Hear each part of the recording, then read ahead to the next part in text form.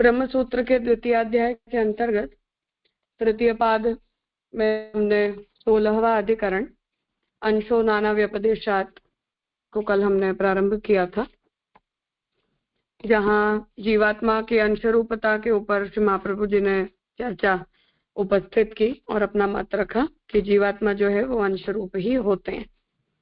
प्रथम सूत्र में श्रुति के वचनों को आपने प्रस्तुत किया और आप ये आज्ञा करते कि ब्रह्म जो है वो अंश के रूप में जड़ जीवों की उत्पत्ति करता है।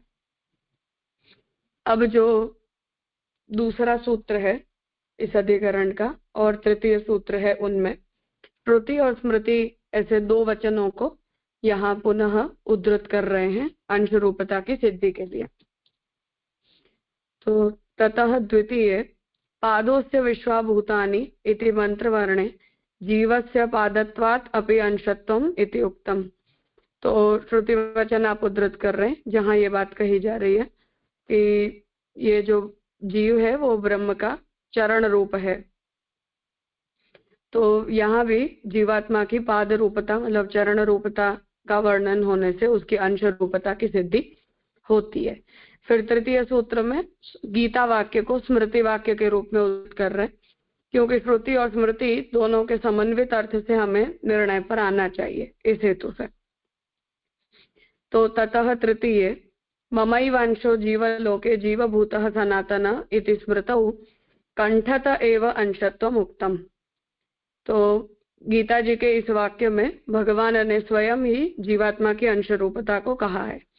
एवं त्रिभिः सूत्रैः जीवस्य ब्रह्म संबंधी रूपम उक्तम। इस तरह इन तीन सूत्रों से जीवात्मा किस तरह से ब्रह्म से संबंधित है उसका वर्णन किया गया। मूल सूत्र हम देख लें तो मंत्र वर्णा मतलब कि वेद के मंत्र में भी अंश रूपता का वर्णन किया गया होने से ये सब कुछ पुरुष है, इसके एक पाद में विश्व के समस्त भूत हैं इत्यादि वैदिक मंत्र में जीवों का पादत्व स्पष्ट कहा गया है। पाद रूप से स्थित होने से अंशत्व निश्चित हो जाता है। तो पादों से विश्वाभूतानि इस वचन के अनुसार ब्रह्म के एक पाद में मतलब एक चरण में विश्व के समस्त भूतों की स्थिति बताइए। तो पादत्व से यहाँ तात्पर्य है कि जीव और ब्रह्म यदि एक ही हैं तो जीवात्मा पाद रूप है ऐसा कहने की कोई आवश्यकता नहीं है। अगर ये दो अलग अलग हैं तभी जीवात्मा के लिए मतलब पादों से विश्वाभूतानि इस मंत्र का कोई अर्थ निकाला जा सकता है, क्योंकि जीव और ब्रह्म की एकता होने पर किसी के अंदर आश्रय आश्रयी भाव का संबंध हो नहीं सकता है। इसलिए इन दोनों के अंदर आश्रय आश्रयी भाव संबंध वर्णित किया गया होने के कारण इनकी अंश रूपता मतलब जीवात्मा की जो अंश रूपता है उसकी सिद्धि होती है। ये बात यहाँ समझाना चाह रहे हैं। अपि स्मर्यते, और अब दूसरा स्मृति वाक्य यहाँ दे रहे हैं कि वेद में तो स्वतंत्र रूप से अंशत्व का उपादान किया ही गया है, वेदों के अतिरिक्त भी उसी अर्थ का अनुसरण किया गया है, जैसे कि हे पार्थ इस जीवलोक में मेरा सनातन अंश ही जीव है इत्यादि। तो श्रुति वाक्य को प्रमाण के रूप में देने के बाद अब स्मृति वाक्य को भी यहाँ प्रमाण रूप बताया जा रहा है कि जो स्मृति है उसके अंदर गीता सर्वोपरि है, जो हमने पहले प्रथमाध्याय में स्मृतिश्च इस सूत्र के अंतर्गत देखा था। तो स्मृतिश्च सूत्र में प्रमाण के रूप में स्मृति वाक्य में गीता वाक्य सर्वोपरि बताया गया है और फिर अवान्तर वाक्यों के रूप में मतलब आनुषंगिक वाक्यों के रूप में फिर अन्य स्मृति वचन जो हैं उन्हें प्रमाण रूप माने जाते हैं। तो नित्यानुमेय वेद मूलिका स्मृति विभाग के रूप में गीता जी के वाक्य जो हैं वो प्रमाण मूलक बताए गए, इसलिए उसी की प्रमाण रूपता को ध्यान में रखते हुए यहाँ ये बात कही जा रही है कि श्रुति वाक्य से भी जीवात्मा की ब्रह्मांश रूपता की सिद्धि होती है और फिर स्मृति वाक्य को भी हम श्रुति के ही अनुसारी देखें तो स्मृति वाक्य के द्वारा भी जीवात्मा की अंश रूपता सिद्ध होती है। इसलिए श्रुति और स्मृति दोनों के प्रमाण वचनों से जीव अंश है, इस बात को यहाँ सिद्ध करना चाह रहे हैं।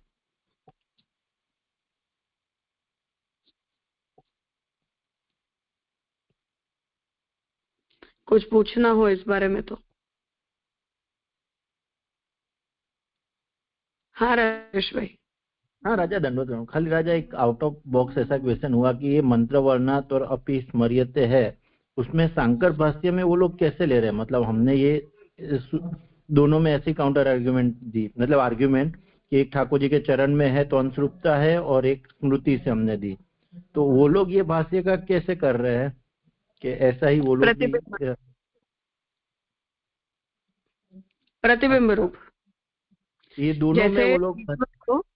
हाँ हाँ, जैसे ईश्वर को जगत के रूप में उसने कार्य प्रकट किया है, ऐसा विचार जैसे ईश्वर के लिए माइक अनुभूति है, उसी प्रकार से यहाँ भी जो अनुभव ब्रह्म को होता है कि मैंने जीवात्माओं के रूप में अपने अंशों को प्रकट किया, वो भी जो है वो इसी प्रकार की माइक अनुभूति है। अच्छा, तो उनका मंत्र वर्णात में और कोई श्रुति का मतलब वो वचन प्रस्तुत करेंगे वो प्रतिबिंब के रिलेटेड? हाँ, मतलब अगर प्रस्तुत नहीं भी करते हैं तब भी ममैवांशो जीवलोके जीवभूत सनातन, इस गीता वाक्य की भी व्याख्या वो भ्रांत अंशात्मकता के अर्थ में ही करते हैं, दशमस्त्वमसि के न्याय के हिसाब से, कि जैसे हम खुद होते हैं पर हम कैसे खुद को गिनना भूल जाते हैं, तो उस तरह से हम भूल जाते हैं, मतलब ईश्वर भूल जाते हैं। तो ईश्वर को जो अनुभूति होती है वो ईश्वर की अपनी अनुभूति माइक अनुभूति है। इसलिए जैसे मैंने जगत को कार्य के रूप में प्रकट किया, ऐसी माइक अनुभूति ईश्वर को होती है। उसी प्रकार से प्रतिबिंब रूप ये जितने भी जीव हैं वो सब मैंने अंश के रूप में प्रकट किए हैं, ऐसी भी माइक अनुभूति ईश्वर को हो जाती है। जी राजा, मतलब ईश्वर मतलब सगुण ब्रह्म उनके वहां। हाँ, उसी को जगत की भी भ्रांति होती है, उसी को जीव की भी भ्रांति होती है। जी राजा, हाँ स्पष्ट हुआ, प्रणाम राजा।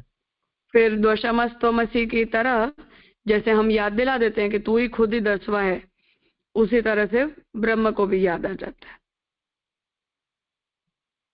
तो उनको तो याद दिलाने वाला मतलब वो प्रोसेस कौन रहेगा? जीव को तो समझिए कि दीक्षा हम ब्रह्मास्मि से उनका प्रोसेस चलेगा, तो उनके वहां सगुण ब्रह्म को याद दिलाने वाला कोई है कि ऐसा कुछ प्रोसेस है कि जीवात्मा हो जाएगा तो वो भी मुक्त हो जाएगा इससे?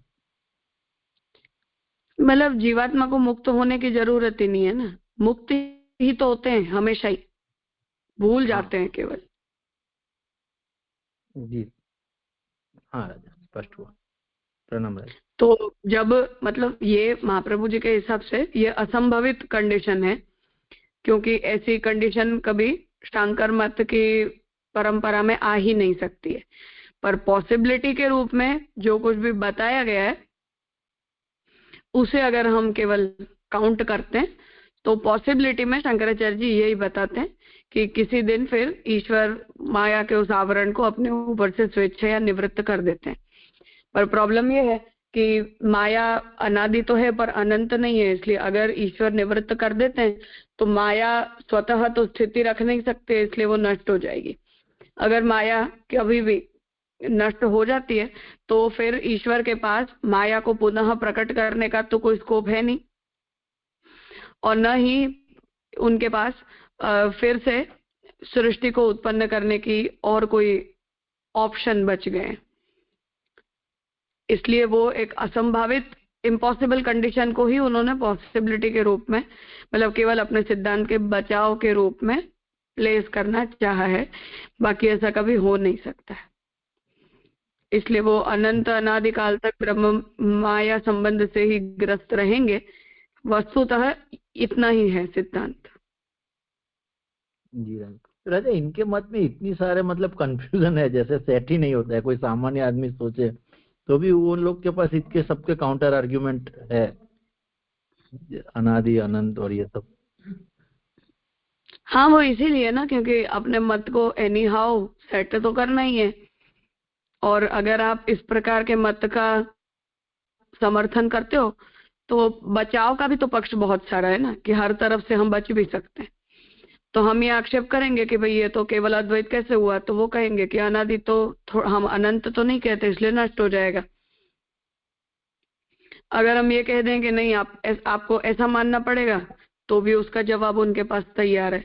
इसलिए फिर अब हर स्थिति में बचाव पक्ष तो उनके पास प्रेजेंट रहेगा माया की उपस्थिति के कारण। इसलिए हम कहीं से भी उन्हें पकड़ने की कोशिश करें तो पकड़े नहीं जाते। इसी में वो मोह मत के प्राकट्य का उद्देश्य पूर्ण हो जाता है। जी राजा, मतलब लीला ठाकुर जी की उसमें।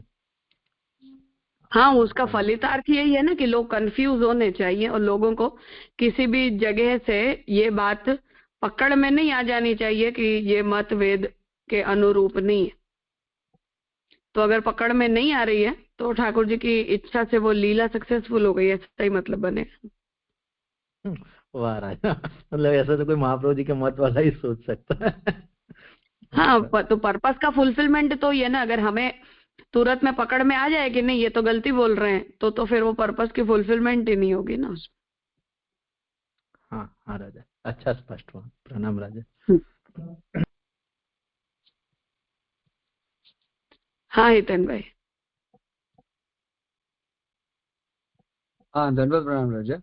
यहाँ जो ऐसे तो शंकराचार्य जी जो गीता जी को ऐसे समझ मीन्स ऐसे कहते हैं कि वो पुरुषोत्तम स्वरूप से ठाकुर जी ने कहा है।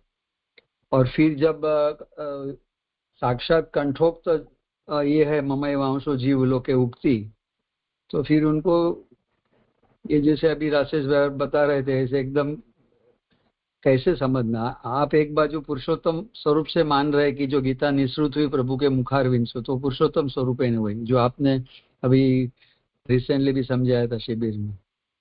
और यहाँ फिर ये कंठोक्त है तो उसमें उस तरह अंश नहीं मानते ममय वांशो जीव होता। हाँ, मतलब वो भ्रांत अनुभूति है, बस उस भ्रांत अनुभूति में ही हमें इसे छोड़ना चाहिए। और सबसे बड़ी बात ये है कि वो ये नहीं कहते कि माया ने जबरदस्ती भ्रांति करवा दी है, वो ये कहते हैं कि ईश्वर ने उस भ्रांति को एक्सेप्ट किया है। तो इसका तो जैसे हम सृष्टि के लिए कहते हैं बस उसी तरह से, तो इसका तो कोई जवाब ही नहीं है ना। फिर पुरुषोत्तम स्वरूप से वो सगुण तो नहीं कर रहे, वो तो क्लियर है।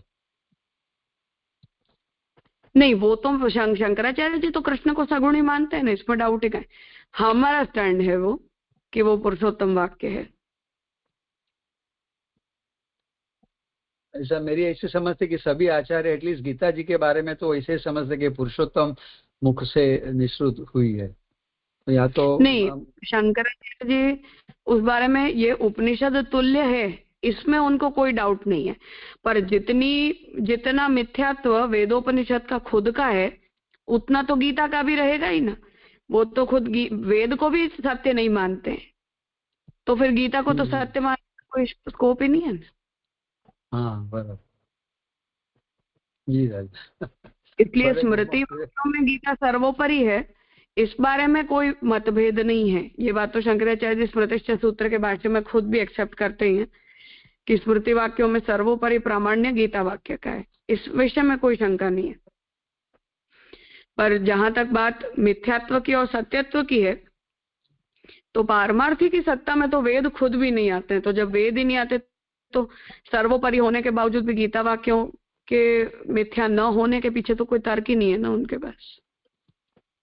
यदि वेद में भी पारमार्थिक की सत्या नहीं आती है तो उनका फिर निर्गुण ब्रह्म कहाँ से आएगा? वो तो कांटे से कांटा निकालते हैं ऐसा तर्क देते हैं ना शंकराचार्य जी। जी जी। बड़े घुमा फिरा के अपना मत को प्रस्तापित कर रहे हैं। हाँ, क्योंकि शब्द ब्रह्म है, अगर वेद शब्द ब्रह्म है तो शब्द ब्रह्म को शब्द ब्रह्म बनने के लिए भी तो किसी न किसी प्रकार के गुणों को तो धारण करना पड़ता है ना जी। तो अगर वो शब्द ब्रह्म बनने के लिए अपने अंदर गुण धारण करेंगे, तब तो फिर उनकी सगुणता की सिद्धि हो गई ना। जी वो निर्गुण कैसे रहे? इसलिए वो तो सब जगह की प्रॉब्लम उनके पास। सच्ची बात। जी राजा प्रणाम। राजा धन्यवाद प्रणाम। राजा यहाँ जो श्रुति वचन है ना, पादोस्य विश्वभूतानि, और अपन जो है वो अक्षर को प्रभु के चरणारविंद रूप भी माने, तो ये दोनों को कैसे को रिलेट करे अपन? यहाँ आश्रय आश्रयी भाव संबंध बताने के लिए कहा गया है। जैसे ठाकुर जी के चरण से शूद्र उत्पन्न होते हैं, देह के अन्य विभागों से फिर ब्राह्मण क्षत्रिय वैश्य आदि की उत्पत्ति होती है, उस तरह से कॉन्टेक्चुअली इंटरप्रिटेबल है। जी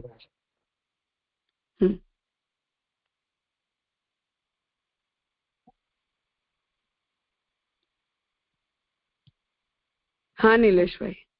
જી દંડોત પ્રણામ। જે અવાજ આવે છે કઈ વાંધો નથી આવતો ને? છું ना ना नीचे बो आवाज। ओके जी प्रश्न ये था कि तो 15वें अध्याय में जब भी मतलब हितेन भाई ने वगैरह जो चर्चा चल रही थी उसमें कि 15वें अध्याय में तो प्रभु खुद ही बोल रहे कि हम पुरुषोत्तम, तो और मैं त्रिय हूँ, मतलब अक्षर अक्षर और अक्षर से भी उत्तम और अतीत ये हूँ, तो वो डेफिनेशन वो लोग कैसे इंटरप्रेट खुद के हिसाब से करे? क्योंकि वहां तो फंसने चाहिए ना कुछ तो हिसाब से, मतलब I am just inquisitive about it. नहीं, शंकराचार्य जी को कोई नहीं फंसा सकता है। ऑफ कोर्स वो तो होगा ही।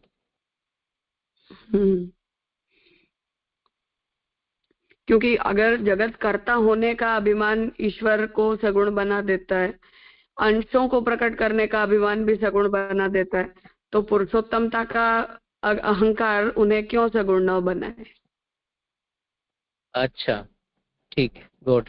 और क्षर और अक्षर और पुरुषोत्तम, इन तीनों के बीच में अगर कोई डिवीजन है तो वो व्यावहारिक सत्ता का परिचायक है।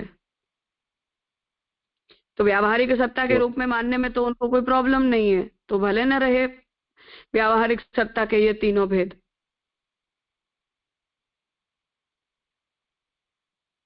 जी बहुत बढ़िया।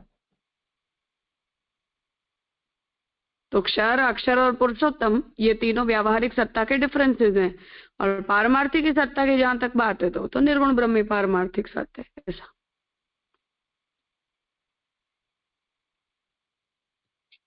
इनको डिसएग्री करने के लिए अपने पास बहुत सारे शस्त्र चाहिए तो नहीं हो सकते ऑब्वियसली। इसीलिए तो मैंने कहा कि शंकराचार्य जी अगर इतना स्ट्रांग हो तभी तो वो मोह मत के प्रवर्तन का प्रयोजन पूरा होगा ना। सरलता से उनका भेद पकड़ में आ जाए तो पर्पस की ही फुलफिलमेंट नहीं है फिर। जी अब प्रभु का ये महात्म्य समझना बहुत इम्पोर्टेंट है। सही बात है। प्रणाम जी।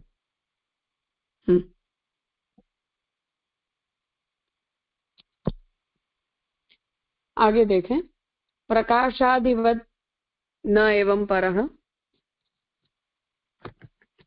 पुरुषोत्तम जी विवेचन कर रहे।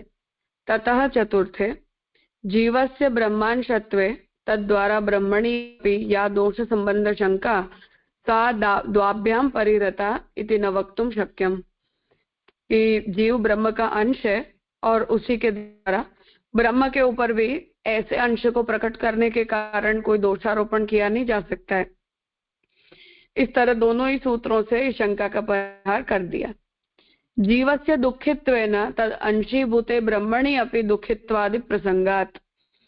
तो अब यहाँ ये ला रहे हैं कि जीव दुखी है, इसलिए ब्रह्म के अंदर भी दोष की संभावना, मतलब दुखिता की संभावना हो सकती है। पाद दुखे पुरुष दुखवद इति आशंक्य तस्य परिहार उक्ता। जैसे हमारा पैर दर्द करता है तो हमें भी तो दर्द होता है, मतलब पैर के दर्द होने से हम उस दर्द से दूर तो नहीं रह सकते। तो उस विषय में अब यहाँ शंका का परिहार कर रहे हैं कि तथा ही प्रकाशादि नाम दुष्ट प्रकाश संसर्गेपि न सूर्यादेह दुष्टत्वम तथा ब्रह्मणोपि। ये हम बहुत सरलता से समझ सकते हैं। अभी ग्रहण आ रहा है तो ग्रहण जो है वो अगर ग्रस्त होता है तो उससे चंद्रमा के अंदर दोष नहीं आता है, तो कुछ देर के लिए वो आता है, पर वो दोष तो राहु केतु का माना जाता है। उस तरह प्रकाश के अंदर यदि दुष्टता का कोई संसर्ग होता है तो उसे सूर्यादि के अंदर, सूर्य में दुष्टता नहीं मानी जाती है। उसी तरह धर्म धर्मी संबंध से ब्रह्म के विषय में भी समझना है। वस्तुतस्तु दुष्ट प्रकाश संसर्गे भी प्रकाशस्या दुष्टत्वम, पर ये कह रहे हैं कि वस्तुतः तो सूर्य के दोष की तो बात नहीं है, पर वस्तुतः तो प्रकाश के अंदर भी कोई भी प्रकार का दोष नहीं आता है। कुतः सूर्यादेह, फिर तो सूर्य में आने की तो कोई बात ही नहीं है। तथा जीवस्य ब्रह्मणश्च इति अदोष इति, इसलिए जीव भी दोष रहित है और जो ब्रह्म है वो भी दोष रहित है। इस प्रकार से यहाँ आज्ञा कर रहे हैं।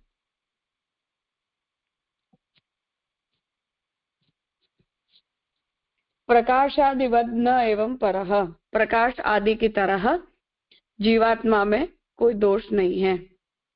विपक्षी कुतर्क करते हैं कि जीव का अंशत्व माना जाए, तो जैसे शरीर के अंश हस्त आदि के दुखी होने पर शरीरी को भी दुख होता है, वैसे ही जीव के दुखी होने पर अंशी परमात्मा भी दुखी होगा। तो यहाँ अब ये कुतर्क उपस्थित किया जा रहा है कि फिर यहाँ दुखी से मतलब है कि जितने भी दोष हमें जीवात्मा के अंदर दिखाई देते हैं वो सभी दोष उसके अंशी के अंदर भी हमें मानने पड़ेंगे, क्योंकि जो भी घट का दोष है वो मृत्तिका के अंदर उसकी संभावना तो सोची ही जाती है उस न्याय से। तो उसका उत्तर दे रहे हैं कि सो परमात्मा में दुख की संभावना नहीं है, क्योंकि दोनों में प्रकार भेद है। भेद होने से दुखानुभव अंशी को नहीं होगा। तो कह रहे हैं कि इन दोनों तत्वों में भेद है, और भेद होने से अंश के अंदर दोष आने पर भी अंशी के अंदर कोई दोष नहीं आएगा। इस पर भी कहें कि जब परमात्मा ही सर्वरूप है तो ऐसा कैसे न होगा।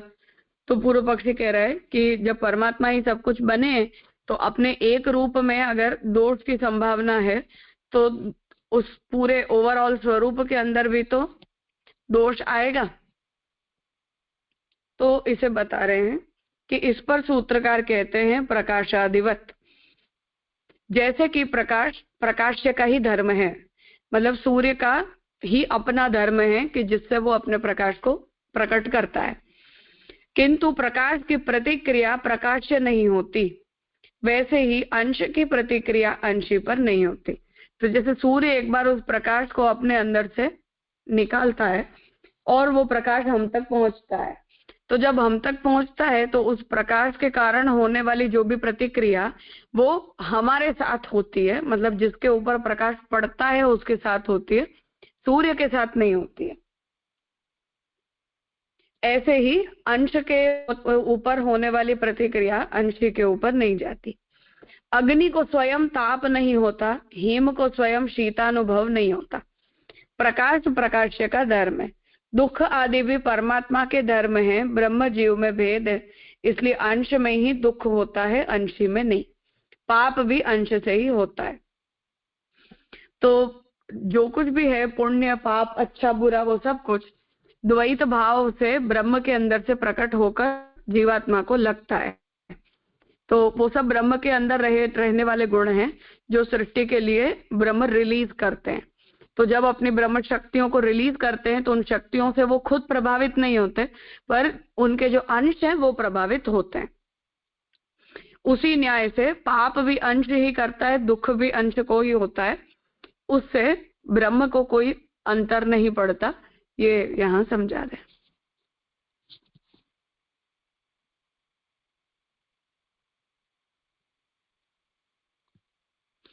कुछ पूछना है? राजा धन्यवाद, प्रणाम। तो राजा यहाँ अब जो दुख की बात है कि अंशी मतलब अंश को होता है तो अंशी तक हमको उसको खींचना नहीं है, तो यहाँ जो दो एग्जाम्पल दिए कि दुख परमात्मा का धर्म है और पाप मतलब जो लास्ट सेंटेंस है ना, पाप भी अंश से ही होता है, तो दुख आदि परमात्मा के धर्म है, ये बताने का, क्योंकि अभी जो बात हो रही है कि परमात्मा के धर्म है वो अंशी में आ रहे हैं, मतलब तो दुख ऐसा ही यहाँ कहने की क्यों जरूरत पड़ी? हम तो अभी मतलब उसको अंशी से अंश तक नहीं, मतलब अंश से अंशी तक हम कैरी फॉरवर्ड नहीं कर रहे हैं। तो ये एग्जाम्पल मतलब थोड़ा समझ नहीं आया, क्योंकि वहां तो दुख जैसा कुछ, हाँ धर्म हो सकता है, लेकिन वहां तो हम दुख ऐसा सोचना। नहीं, मध्वाचार्य जी भी यही बात कहेंगे और रामानुजाचार्य जी भी यही सिद्धांत कहते हैं, क्योंकि दोनों कोई अंशांशी संबंध मान्य नहीं है।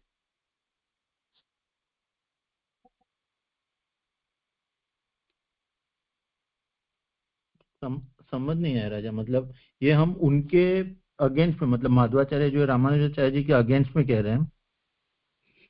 महाप्रभु जी ने उल्लेख नहीं किया है, पर अगर हम ये बात कहेंगे तो उनके सिद्धांत से विपरीत तो जाएगा ही।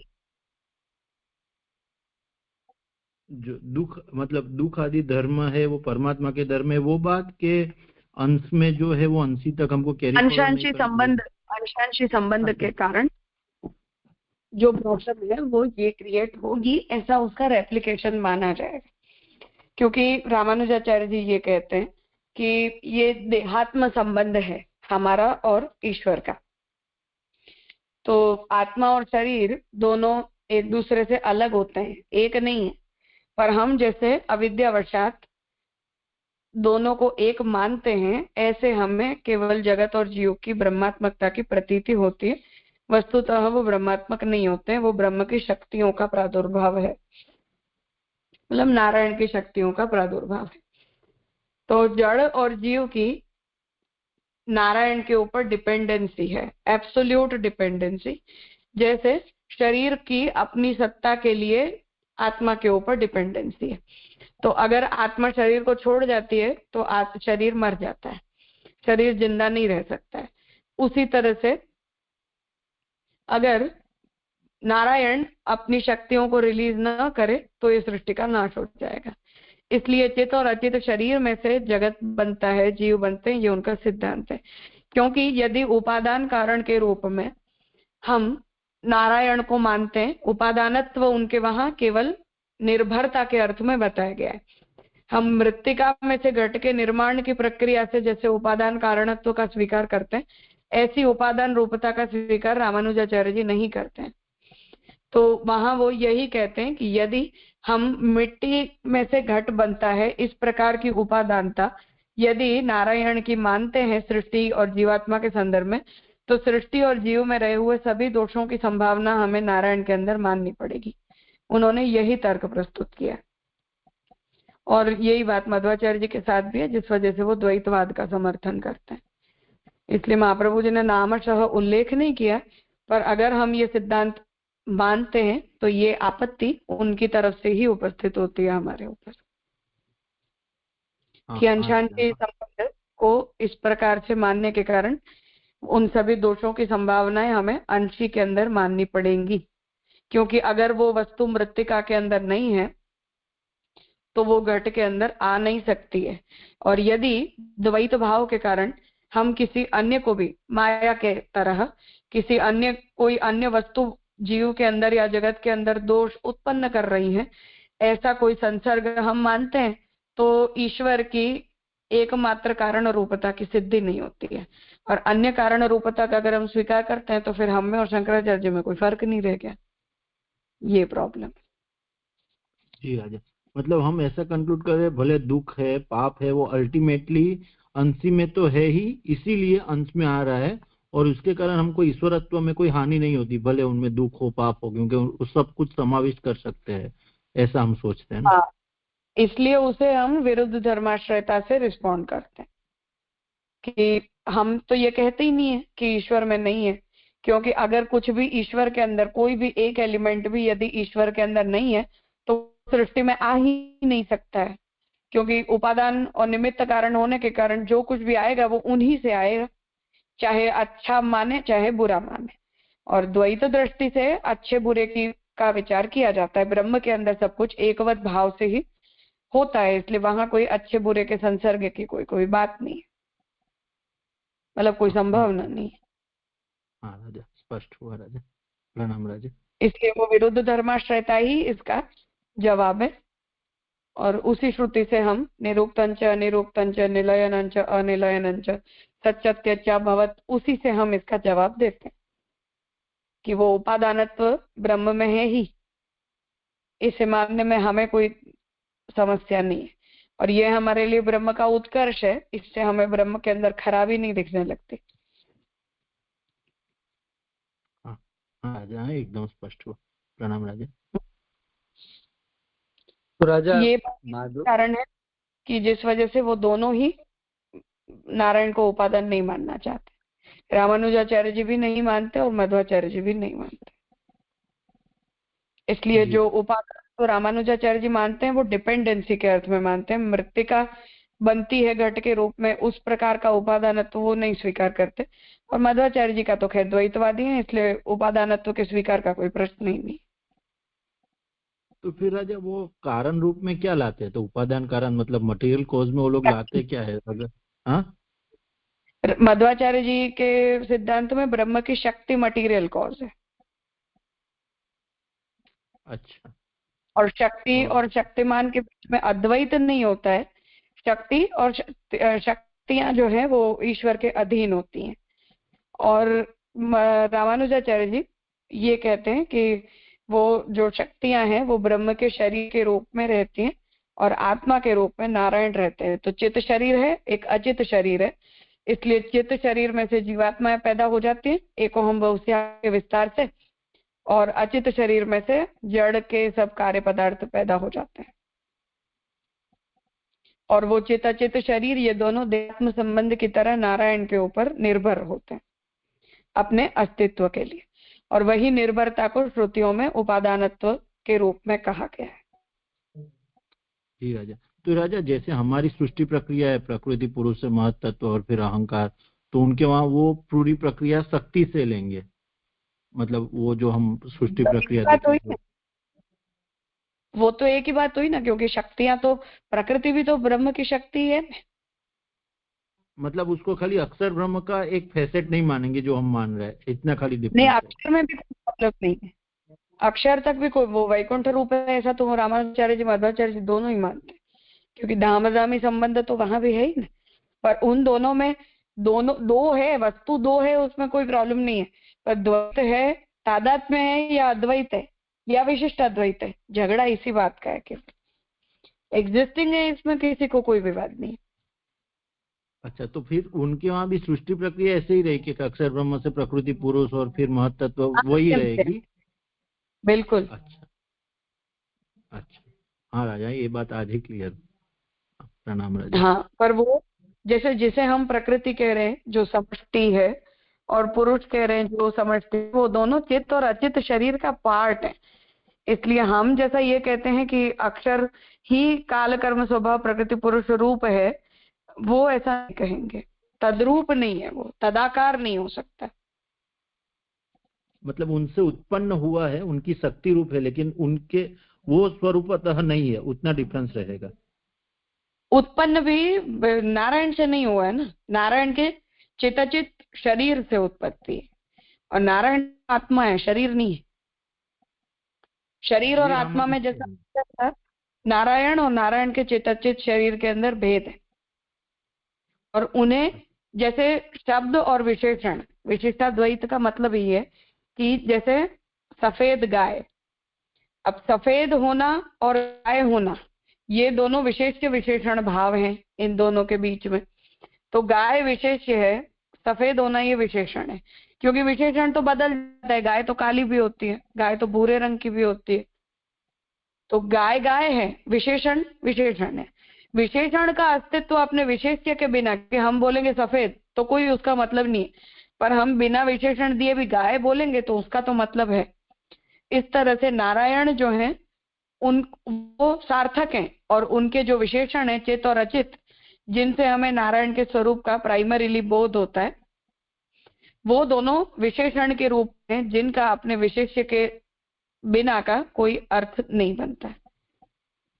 ऐसे मुख्य विशिष्टाद्वैत का यही अर्थ है। बाकी फिर उन्होंने 2-3 एग्जाम्पल देके इस प्रक्रिया को समझाया है। हाँ राजा, एकदम स्पष्ट हुआ राजा। और राजा माधवाचार्य जी में भी ऐसे ही रहेगा, मतलब उनके वहाँ तो टोटल द्वैत मान रहे हैं, तो उनके वहाँ की फिर सृष्टि प्रक्रिया वो कैसे करेंगे?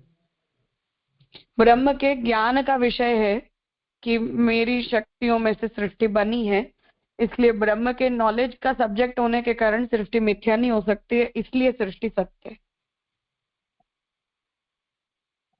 अच्छा, तो बनेगी उनके वहाँ भी अक्षर से प्रकृति पुरुष से ही, माधवाचार्य जी में भी?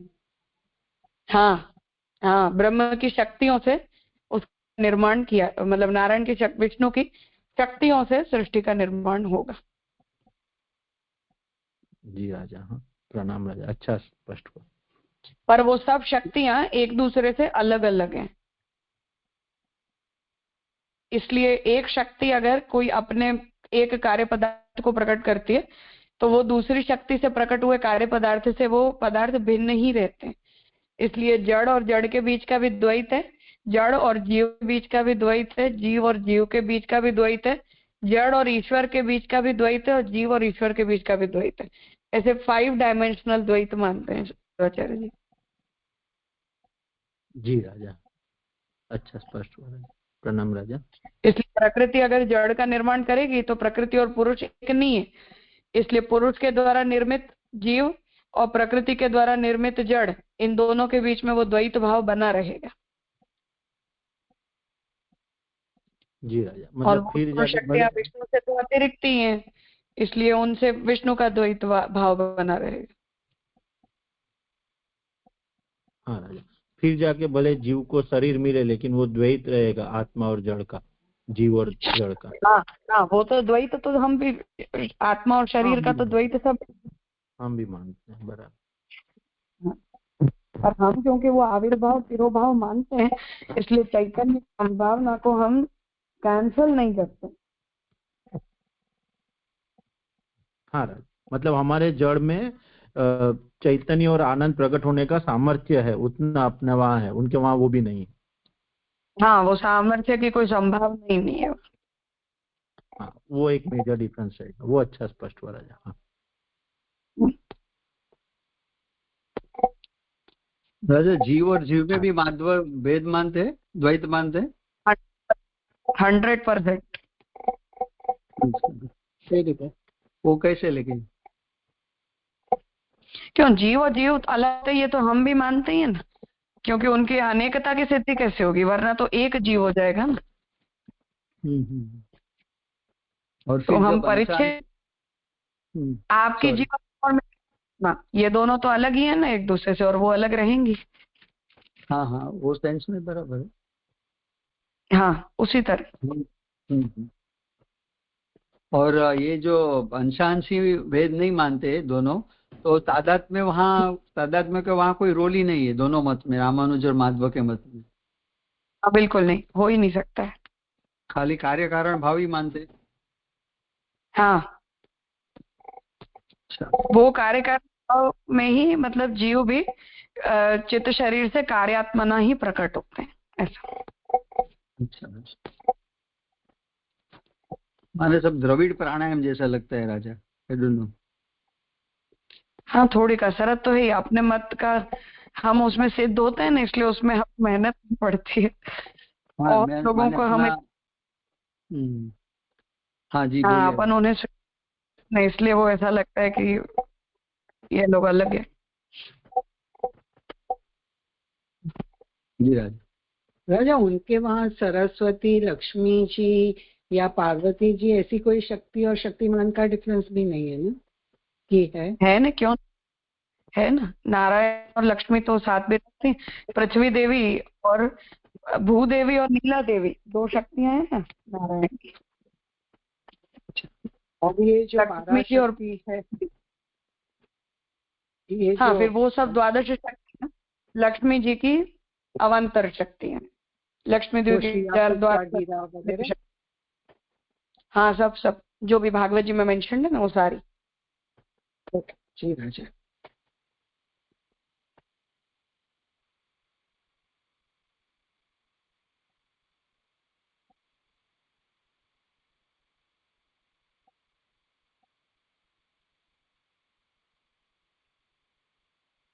हाँ कहिए। हाँ, धन्यवाद, प्रणाम राजा। ये बहुत ही सुंदर चर्चा राजेश भाई और हितेन जी ने जो पूछा उसमें आपने बताया। बस इसमें एक बात ये रह गई कि फिर जैसे जब महाप्रभु जी इनको किस अर्थ में मतलब सात्विक राजसी और वो अपने मत को निर्गुण कह रहे हैं एक जगह, तो वो किस अर्थ में फिर बात आएगी?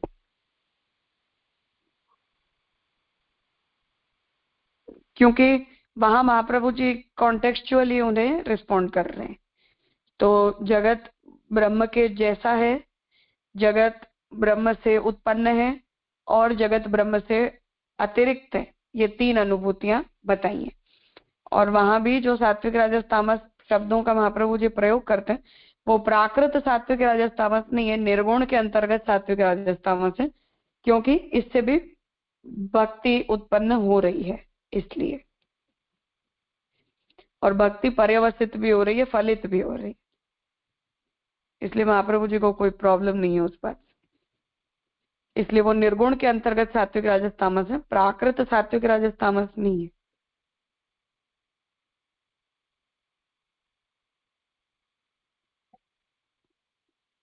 अच्छा, तो जो जैसा आपने बताया कि वो मतलब ब्रह्म जो है वो जगत के जैसा है, अतिरिक्त है, वो जो सिद्धांत उसको बताने के लिए ये सारी बात आई है। हाँ, जगत भगवान इव, भगवान के जैसा होना, जगत भगवान से भिन्न होना और जगत और भगवान के बीच में सामंजस्य होना, ये तीन प्रकार की ब्रह्मानुभूति महाप्रभु जी ने बताई है। और वो तीनों में जो तामस राजस और सात्विक है वो तीनों ही निर्गुण के अंतर्गत तामस सात्विक और राजस हैं। प्राकृत गुणों के अर्थ में महाप्रभु जी ने उन शब्दों का प्रयोग वहां नहीं किया।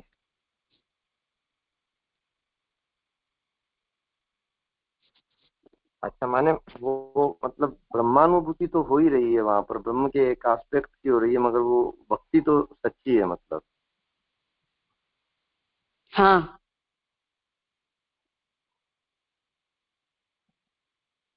जी राजेश, स्पष्ट हो, धन्यवाद। जी एक प्रश्न है, आपने बोला ना भक्ति फलित होती है, तो भक्ति फलित होती है मतलब जीव जब भी कोई भी अवस्था, मतलब रामानुज हो, जहाँ जहाँ जो पढ़ता करता हो, लेकिन जीव अगर भजन करता है या भगवान को प्राप्त करता है तो वो फलित हुई, ऐसा आप कह रहे हो? हाँ, मतलब उस भक्ति से भगवान मिलते ही हैं, ऐसा कहना चाह रही हूँ। जी,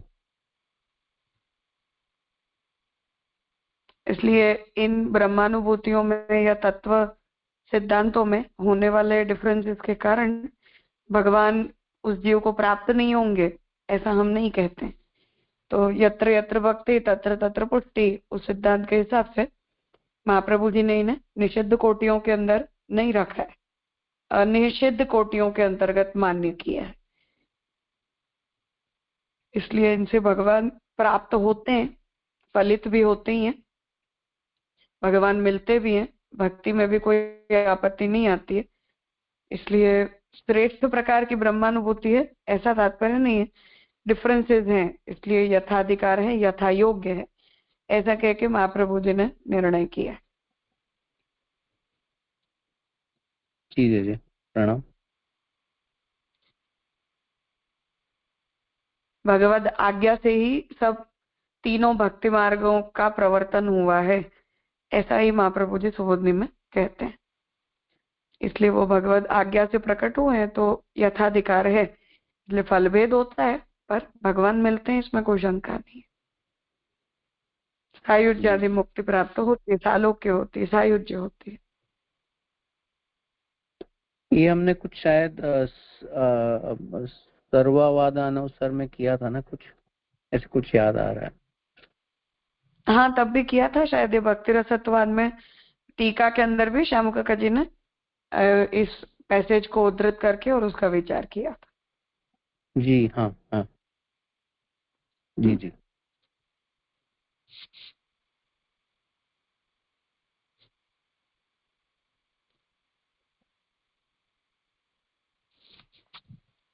ठीक है,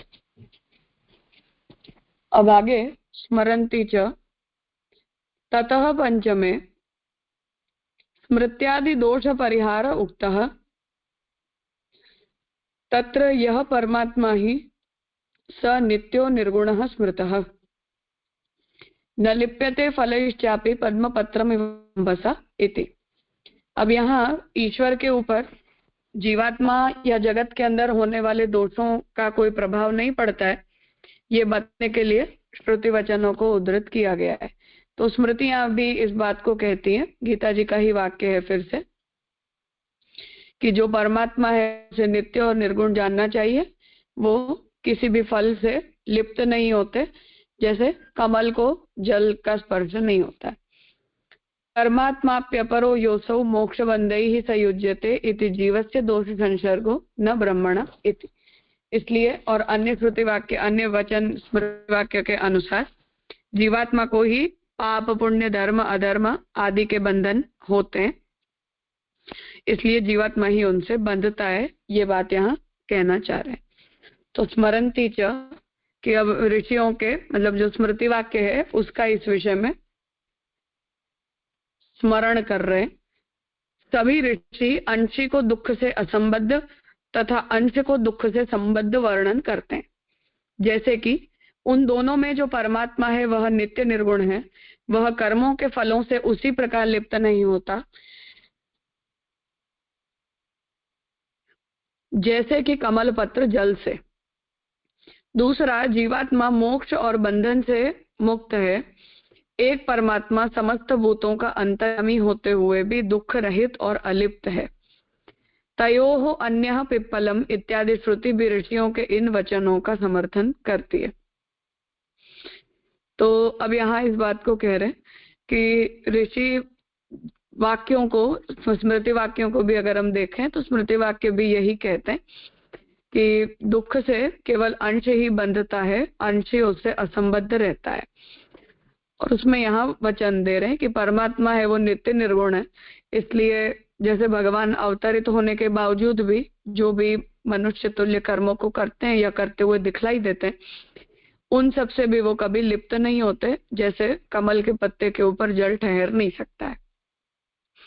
और जीवात्मा भी वस्तुतः अपने शुद्ध स्वरूप से तो मुक्ति और बंधन से मुक्त ही होता है, पर केवल अविद्या के संसर्ग के कारण उसे मोक्ष और बंध प्राप्त होते हैं। स्वभावतः तो जीवात्मा भी शुद्ध है, इसलिए स्वभावतः जीवात्मा दुखी है ऐसा हम नहीं मानते, जैसा ये क्रिश्चियनिटी, इस्लाम, यहूदी धर्म वगैरह में माना गया है। तो वो जैसे ये कहते हैं कि आदम जो प्रथम मनुष्य थे उन लोगों ने जो पाप कर दिया, उस पाप की स्वाभाविक संतान के रूप में ही हम सभी लोग पैदा हो रहे हैं। तो वो स्वभाव सिद्ध जो हमारे अंदर की पाप वृत्ति को उन लोगों ने बताया है, ऐसी कोई स्वभाव सिद्ध पाप वृत्ति हम नहीं मानते। तो हम तो यही कहते हैं कि स्वभावतः तो हमारे अंदर कोई दोष होता ही नहीं है, क्योंकि जीवात्मा अंश होने के कारण शुद्धि होती है। पर उस जीवात्मा को जब अविद्या का संसर्ग होता है और वो अपने स्वरूप को पहचानना बंद कर देती है, तभी उस जीवात्मा को पाप पुण्य आदि सब अविद्या के कारण प्राप्त होते हैं, अपनी शुद्ध अवस्था में नहीं होते। इसलिए वस्तुतः तो दुखी तो स्वभावतः जीव भी नहीं होता है, इसलिए ब्रह्म के ऊपर तो उस दुखिता की आपत्ति डालने का तो कोई प्रश्न नहीं है। उस संदर्भ से बात कही जा रही है। और ये जो ऋषियों के जो स्मृति वाक्य हैं, इन्हीं स्मृति वाक्यों को तयोरन्यः पिप्पलम, ये जो श्रुति वाक्य है उससे भी समर्थन प्राप्त होता है कि जीवात्मा को स्वभावतः कोई भी प्रकार के दुख आदि प्राप्त नहीं होते, और ईश्वर के ऊपर तो उन आक्षेपों का कोई प्रश्न ही नहीं है, ये यहाँ समझाना चाह रहे हैं।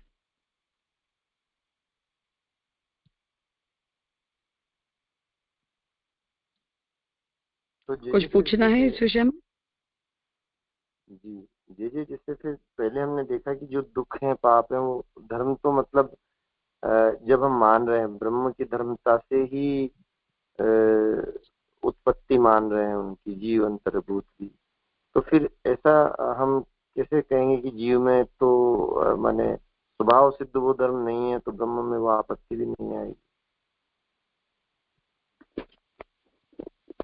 तो हमने पहले भी तो यही कहा कि वो तो अविद्या शक्ति अगर ब्रह्म की शक्ति है और ब्रह्म ने अपनी शक्तियों का उपयोग जब जीव के ऊपर किया है, तो ब्रह्म की उस शक्ति के कारण जीव जो है वो अविद्या के संबंध में आता है, और जब वो अविद्या के संबंध में आता है तो उस अविद्या से ग्रस्त होकर और वो सुख दुख आदि का अनुभव करता है। पर अंशात्मा ना, जब जीवात्मा शुद्ध होता है तो जीवात्मा के ऊपर जैसे ब्रह्म शुद्ध होता है उस तरह जीवात्मा भी शुद्ध होती है, आनंद तीर्थ होता है केवल। बाकी स्वरूपतः तो जीवात्मा के अंदर भी कोई दोष तो होते नहीं है, ये तो सिद्धांत है स्पष्ट। तो प्रकाश जैसे पड़ता है उस तरह से तो अविद्या पड़ती है ना जीवात्मा के ऊपर, उससे जीवात्मा के शुद्ध स्वरूप की हानि थोड़ी होती है, अन्यथा जीवात्मा को नित्यबद्ध मानना पड़ेगा। उसकी मुक्ति की कोई संभावना को हमें एक्सेप्ट नहीं करेंगे तो ही ये सिद्ध किया जा सकता है फिर तो।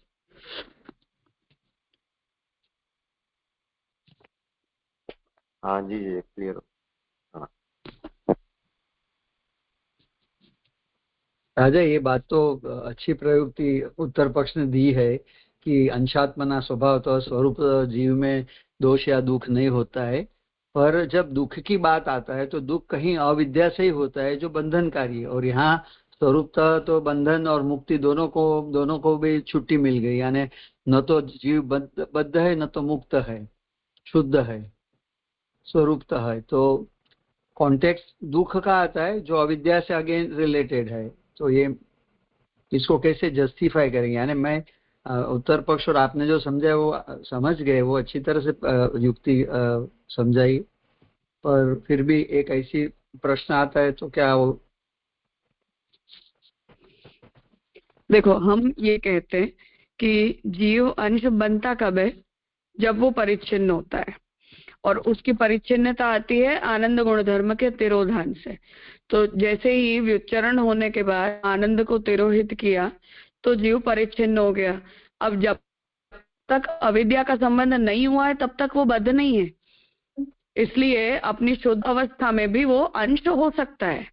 तो अंश रूपता तो उसे तभी प्राप्त है जब आनंद को वहां से तिरोहित किया गया है, क्योंकि जब तक आनंद प्रकट है तब तो अंशांशी का भेद ही नहीं है। तो आनंद के तिरोहित हो जाने पर अंशांशी का भेद एग्जिस्टेंस में आता है, और जब वो एग्जिस्ट में आ जाता है वो भेद, तब तक भी जीवात्मा अपनी शुद्धावस्था में तो आनंद रहित मतलब तिरोहित आनंद वाला होने पर भी सब प्रकार की सांसारिक आपत्तियों से तो निवृत्ति है। अब वो सब सांसारिक आपत्तियों से प्राप्त तब होती हैं जब उसे अब अविद्या एडिशनली लगाई जाती है।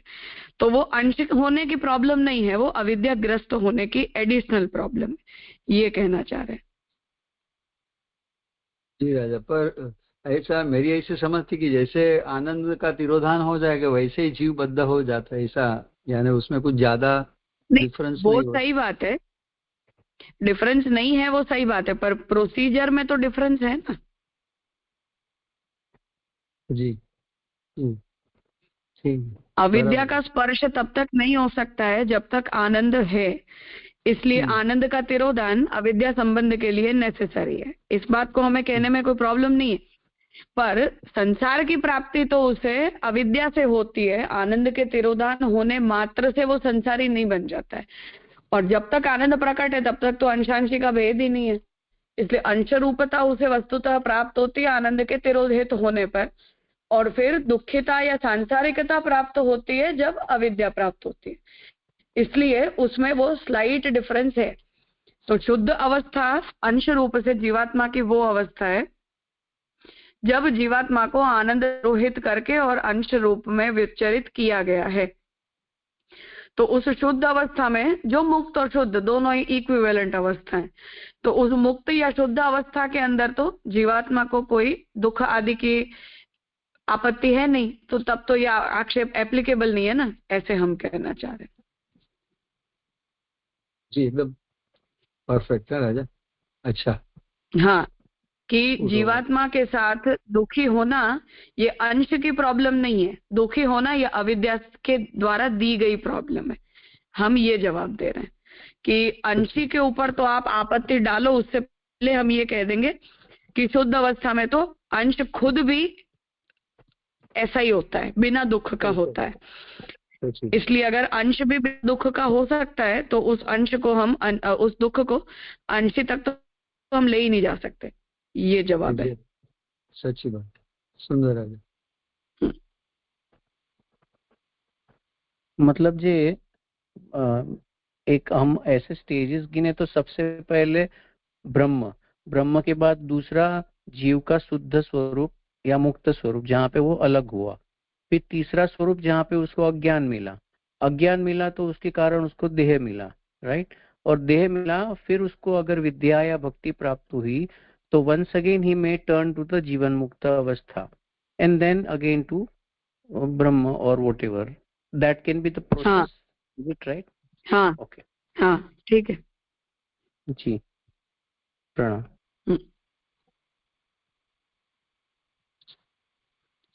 ठीक है, तो आज यहाँ रखते हैं।